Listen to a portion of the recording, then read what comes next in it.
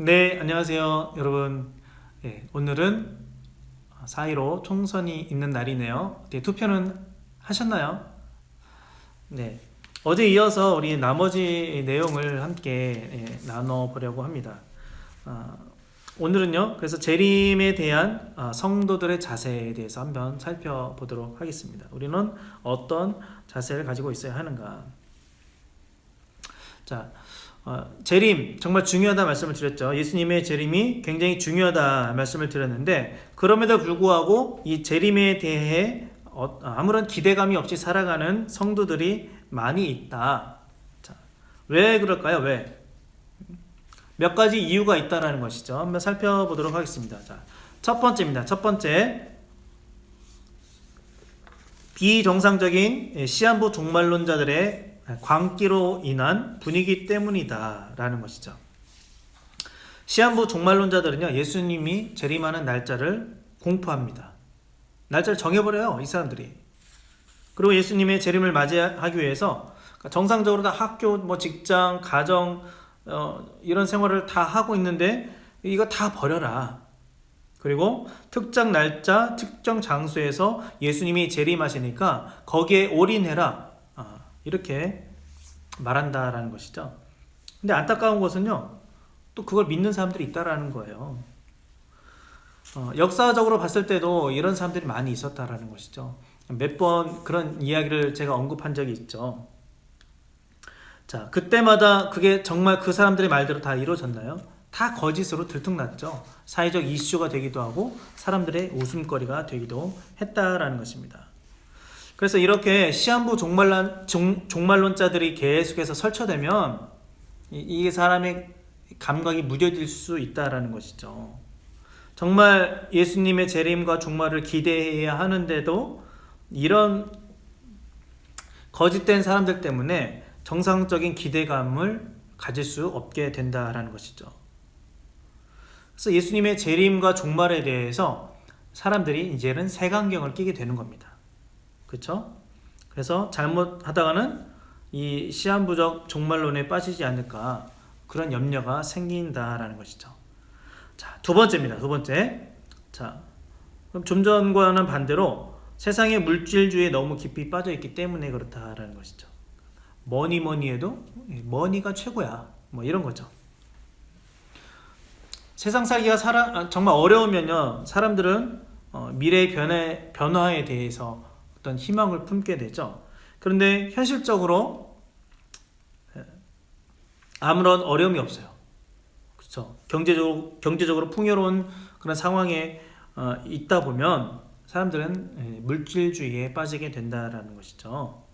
그래서 물질 만능주의, 이것이 어떻게 보면 예수님의 재림에 대한 기대감을 저버리게 만들 수도 있다라는 것이죠. 자, 세 번째, 종말의 영광에 대해서 잘 모르기 때문에 그렇다라는 것이죠. 예수님의 재림으로 말미암아서 이루어질 영광스러운 이 세상, 현재 이 세상과는 비교할 수도 없는 그 놀라운 정말 좋은 세상, 그것이 있다라는 것을 알지 못하기 때문에 그렇습니다. 그러니까 그냥 현재가 좋은 거예요. 그냥 현실이 좋다. 자, 근데 왜 우리는 그러면 예수님의 재림을 기다려야 하는 겁니까? 예수님의 재림을 우리는 왜 기다려야 돼요? 자, 첫 번째, 예수님이 재림하셔야만 우리의 개인의 구원이 완성되기 때문에 그렇습니다. 몇 번 말씀을 드린 것 같은데요. 자, 성도의 죽음은 영혼의 영화를 이루게 되고요. 예수님의 재림은요, 몸의 영화, 구원의 완성을 이루게 된다라는 것이죠. 우리가 살다가 죽으면 우리 육체는 썩어서 흙으로 돌아갑니다. 그런데 우리의 영혼은 어디로 가요? 주님 곁으로 가잖아요. 주님 곁으로. 그런데 이것이 우리의 최종 수망은 아니다라는 것이죠. 그러니까 영혼뿐만 아니라 이 육체도 부활해야 한다라는 겁니다. 그래서 예수님처럼 다시 부활하는 것이 우리의 최종 소망이다라는 것이죠. 아브라함, 모세 전부 다 우리보다 먼저 다 가 있잖아요. 네. 우리 또 할머니, 할아버지, 우리 가족이라든지 아무튼 친척 중에 먼저 가신 믿음의 우리 선조들이 있을 거 아닙니까? 그분들도 전부 다 마찬가지로 주님의 재림을 기다리고 있다. 왜요? 구원의 완성이기 때문에.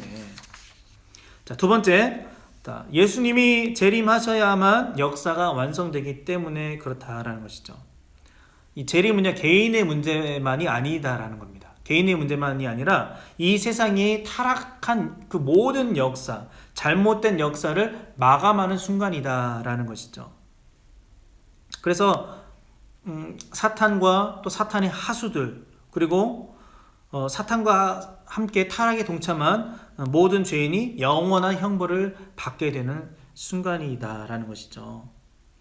그래서 이날은요, 죄와 죽음과 사탄으로부터 완전한 해방을 맛보게 됩니다. 또 온 우주 만물이 다 회복되게 되죠. 그리고 새 하늘과 새 땅이 열리는 그날이 재림의 날이다라는 것이죠. 자, 그러면 우리는 이 재림을 어떻게 준비해야 하는가 하는 것입니다. 어떻게 준비해야 하는가? 첫 번째, 기도해야 된다. 무엇보다 기도해야 된다. 예수님의 재림을 기다리는 사람은 예수님의 재림이 이루어지기를 기도해야 한다라는 것이죠. 주님, 재림의 영광을 우리에게 보여주옵소서. 이렇게 기도를 해야 한다라는 것이죠.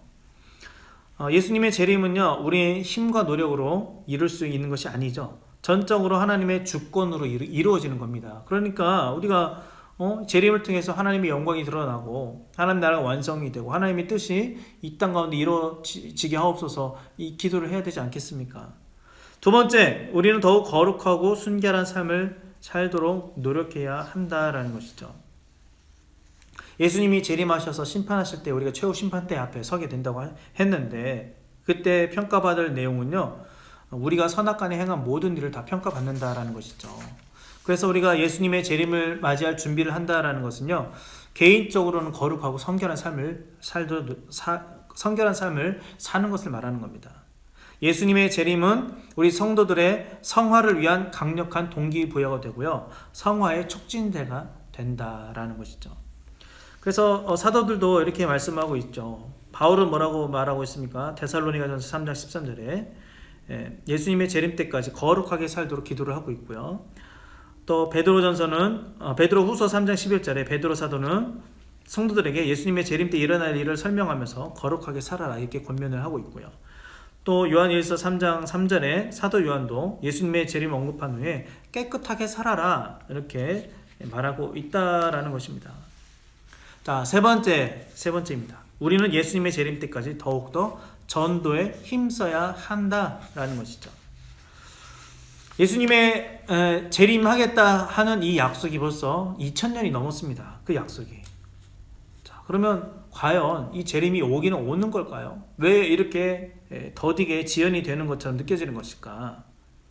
베드로가 이렇게 말을 하고 있습니다. 이렇게 더디게 느껴지는 이유에 대해서. 베드로후서 3장 9절, 주의 약속은 어떤 이들이 더디다고 생각하는 것 같이 더딘 것이 아니라 오직 주께서는 너희를 대하여 오래 참으사 아무도 멸망하지 아니하고 다 회개하게 이르기를 원하시느니라. 예수님의 재림이 더디다, 그렇게 생각할수록 우리를 구원하시려는 하나님의 은혜와 사랑이 더 깊구나, 우리가 이것을 생각해야 한다라는 것이죠. 예수님께서 말씀하셨잖아요. 이 복음이 모든 민족에게 될 때에, 전파될 때에 재림하시겠다, 이렇게 말씀하셨잖아요. 그래서 우리가 하나님이 정하신 이방인의 충만한 수가 차기까지, 그리고 온 이스라엘이 구원을 받기까지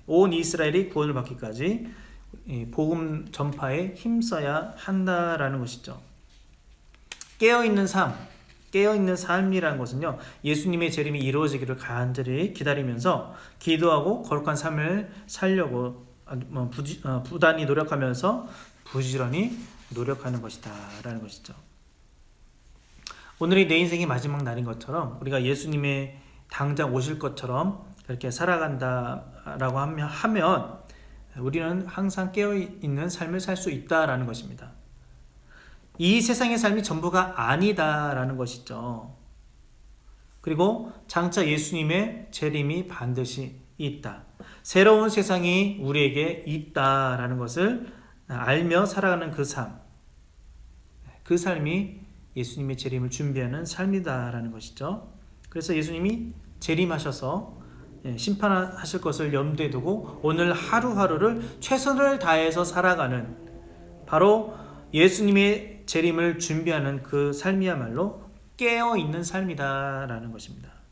여러분, 그래서 우리가 하루하루 정말 최선을 다해서 예수님의 재림이 오늘 임한다라는 그런 마음으로 늘 깨어서 살아야 하겠다라는 것이죠.